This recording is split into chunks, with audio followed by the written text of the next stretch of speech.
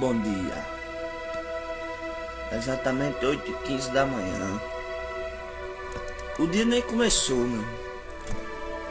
Mas eu já fui derrotado já umas 6 vezes. Minha vida é uma merda. Morrendo de fome aqui, meu irmão. Fui abrir a geladeira. Não tinha nada. Só a luz e o ar. E nada. Um ambiente ideal para fazer uma fotossíntese. Com aquela luzinha maravilhosa da geladeira.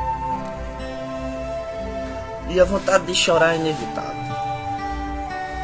Todo mundo realizando seus sonhos, conseguindo suas coisas, e eu na merda. Na merda. Sabe o estágio da sua vida que você parou?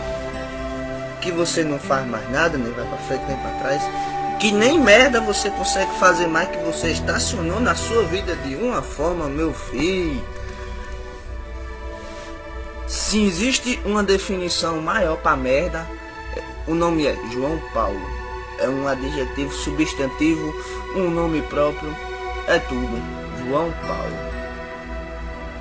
Quando você for xingar seu filho, sua mãe, seus irmãos, xingar alguém, você não diga seu filho da puta, seu arrombado de merda, não, você grita assim, seu João Paulo, porque eu tenho certeza que não tem uma ofensa maior do que essa não.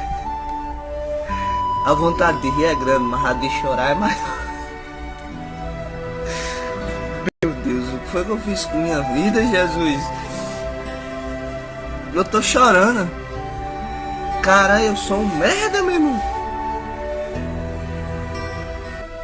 Será que um dia eu vou vencer na vida? Eu tenho certeza que não. Eu sou realista, eu sei que não, meu irmão. É daqui pra pior, meu irmão.